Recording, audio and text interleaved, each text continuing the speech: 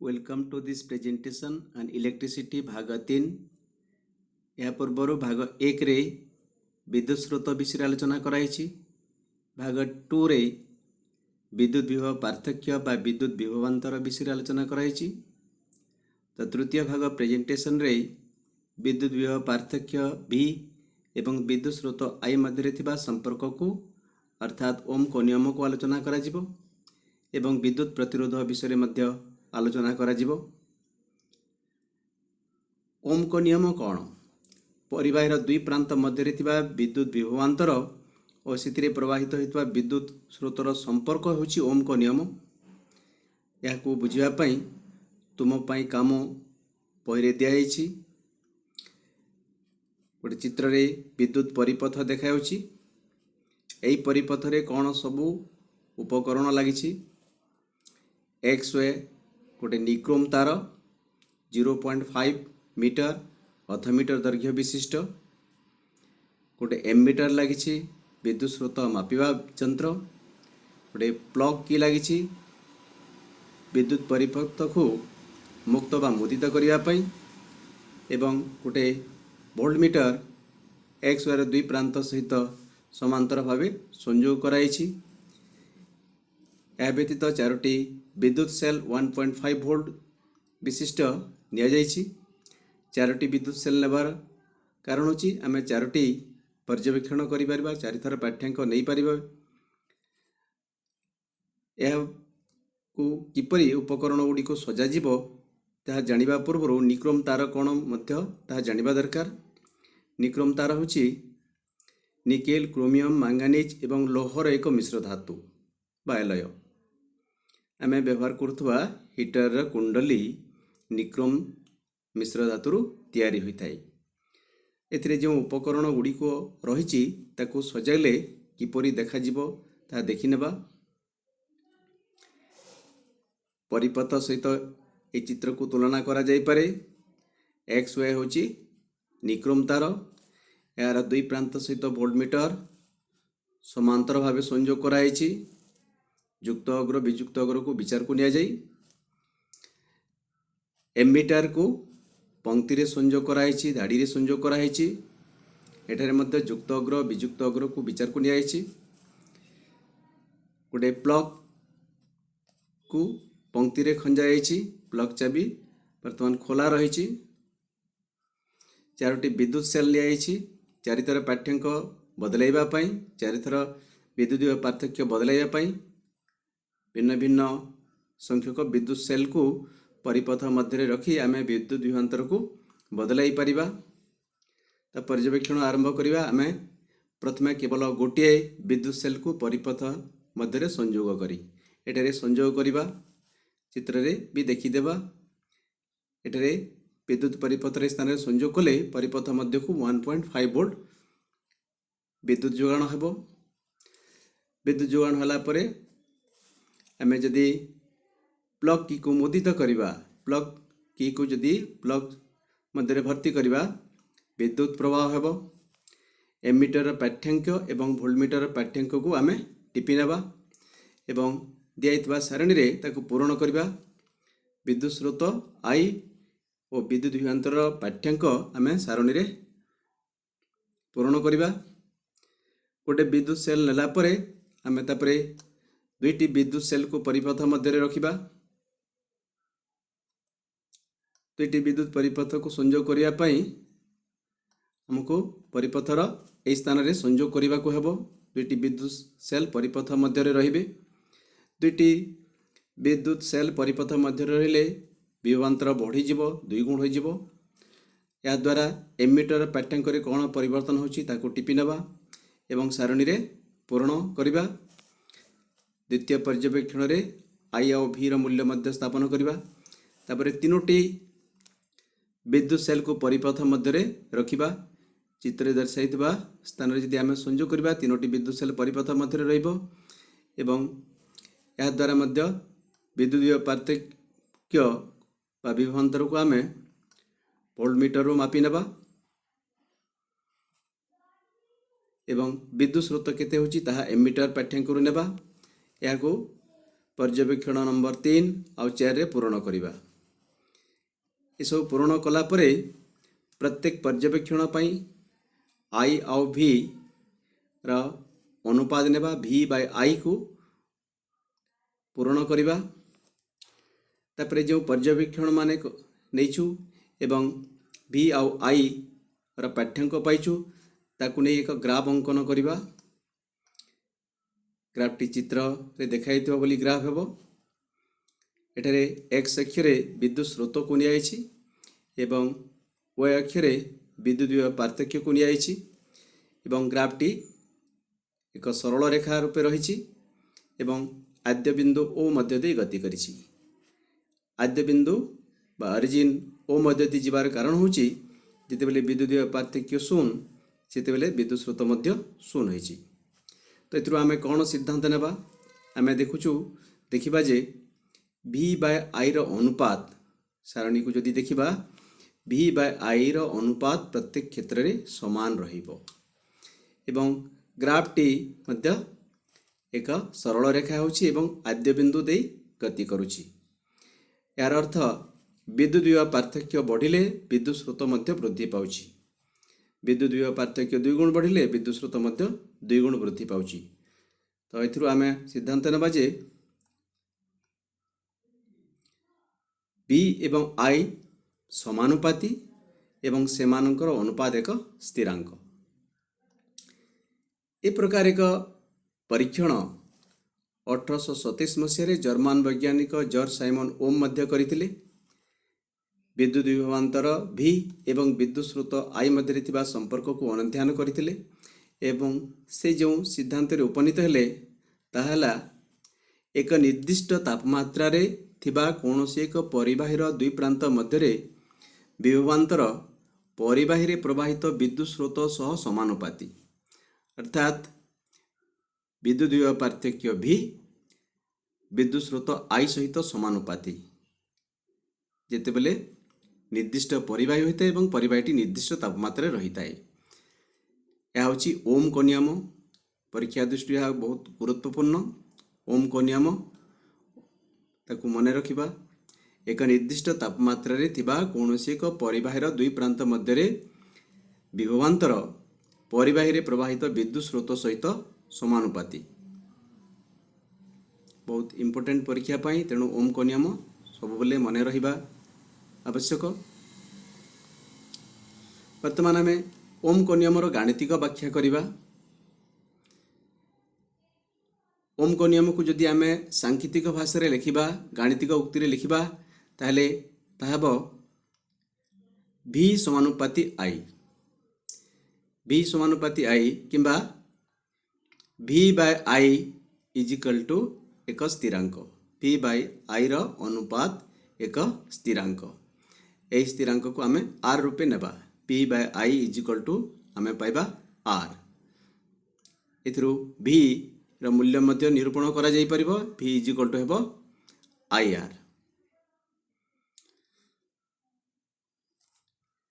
V by I is equal to आमे जानिला एक स्थिरांक R।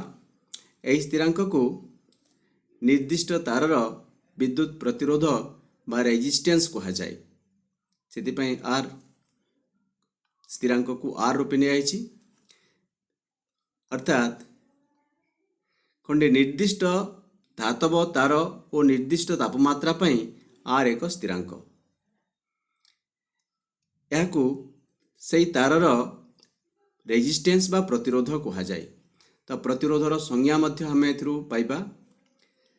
गोटे परिबाहीर दुई प्रांत मध्य रे थिबा विद्युत विभव पार्थक्य V एवं परिबाही मध्य रे प्रवाहित विद्युत स्रोत I रो भागफल बा अनुपात होची से निर्दिष्ट तारर विद्युत प्रतिरोध।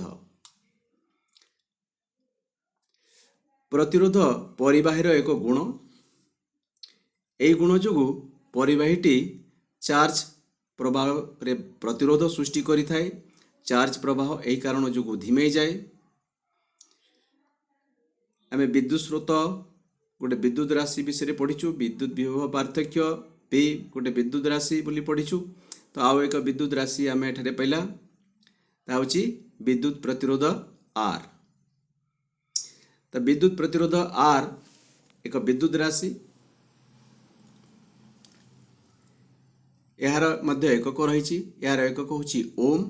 यह वैज्ञानिक जॉर्ज साइमन ओम को नामानुसारे नामित एवं प्रतिरोधर एकक ओम पाई ग्रीक अक्षर ओमेगा को व्यवहार करा जाए।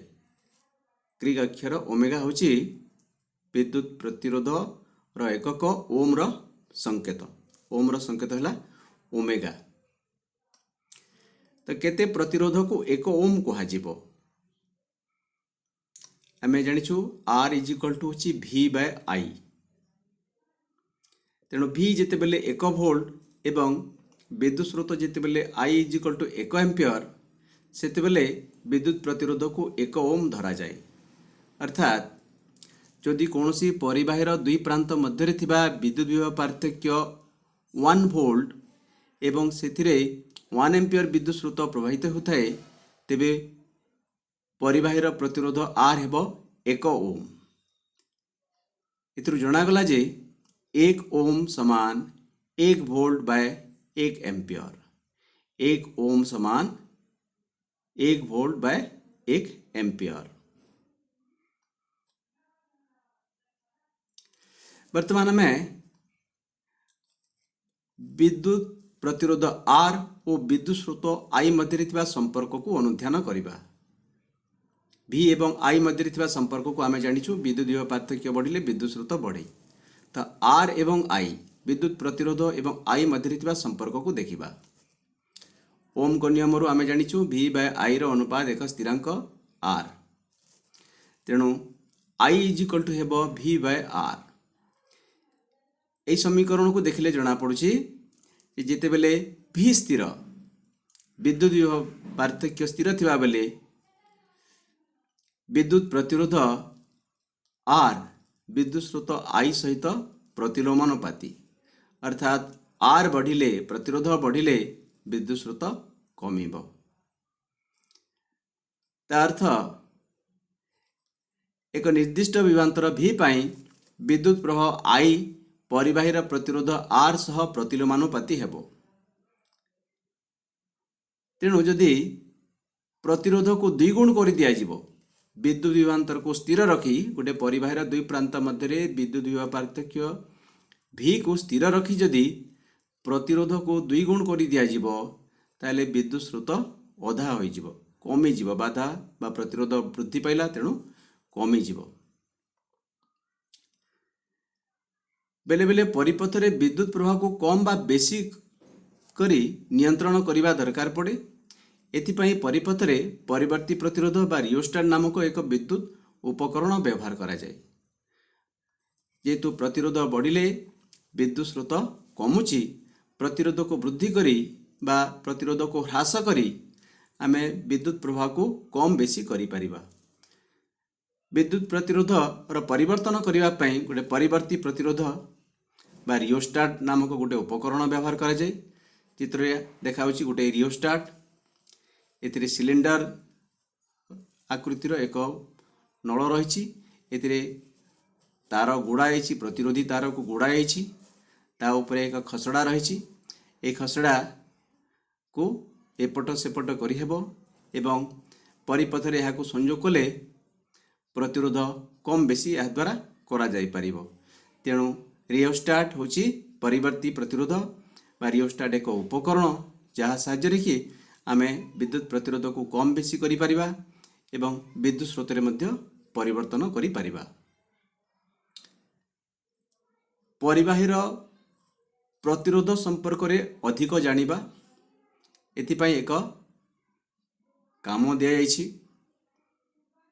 आमे केते गुडे उपकरण नेबा, खंडे निक्रोम तार, गोटे टॉर्च बल्ब, गोटे 10 वाट रो बल्ब, 0 रु 5 एम्पियर विस्तार थिबा गोटे एमीटर, गोटे प्लग की एवं किछि संयोगी तार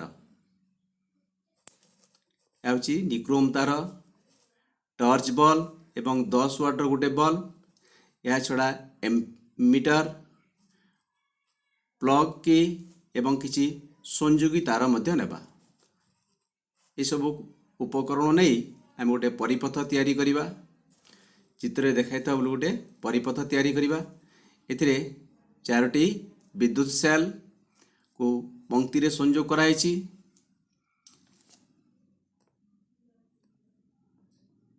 गोटे एमीटर को मध्य पंक्ति रे संयोग कराइछि। गोटे प्लग की लागिछि एवं एई परिपथ रे दुटी मुक्त प्रांत एक्स और वाई रहिछि।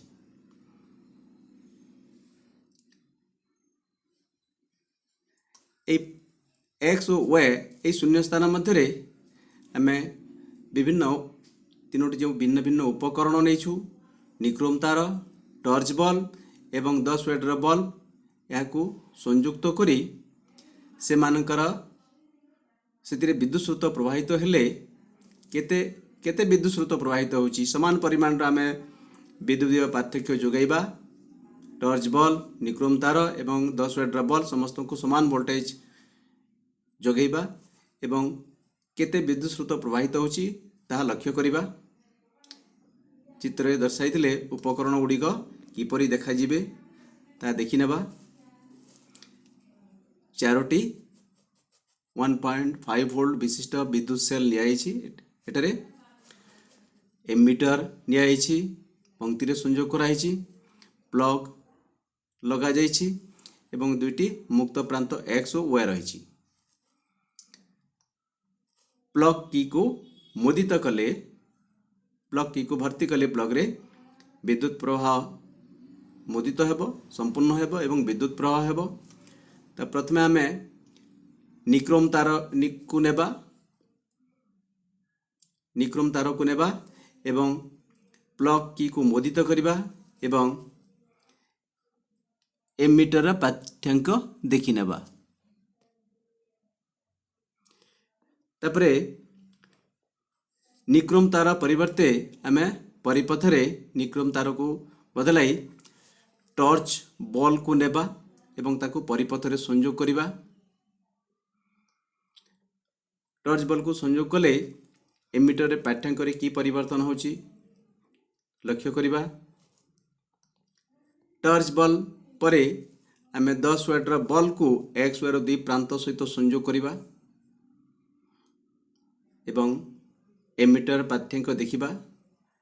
ए परीक्षार आमे कोन जानिबा टर्च बॉल तापरे आमे नेबा 10 वाट्र बॉल। तीनोटी भिन्न भिन्न उपकरण नेला, समस्त को समान वोल्टेज जगाइला। विद्युत स्रोत सब क्षेत्र में समान हेबो नाही। निक्रोम तार नेला, टर्च बॉल नेला, 10 वाट्र बॉल नेला, समस्त को समान वोल्टेज दिया गला किंतु विद्युत स्रोत भिन्न भिन्न हैला। विद्युत स्रोत भिन्न भिन्न हेबार कारण होची सेमानकर प्रतिरोध अलग अलग देखा जीवो जे तीनोटी भिन्न उपकरण पाई पाइथिबा तीनोटी एमीटर पाठ्यांक बा विद्युत स्रोतर परिमाण परस्पर ठारो भिन्न। यार कारण होची भिन्न भिन्न उपकरण भिन्न भिन्न परिमाणर प्रतिरोध देइथांती। शून्य स्थान जो अच्छी एक्स और वाई ए परिपथर एठारे आमे अन्य जेकोसी उपकरण नहीं पारिबा एवं एमीटर पाठ्यांक को देखिबा। जे देखा जीवो जे भिन्न भिन्न उपकरण नेले एमीटर पाठ्यांक बा विद्युत स्रोतर परिमाण भिन्न भिन्न हेबो। तेणु भिन्न भिन्न उपकरण विद्युत प्रवाह रे भिन्न भिन्न परिमाणर प्रतिरोध देइथांती।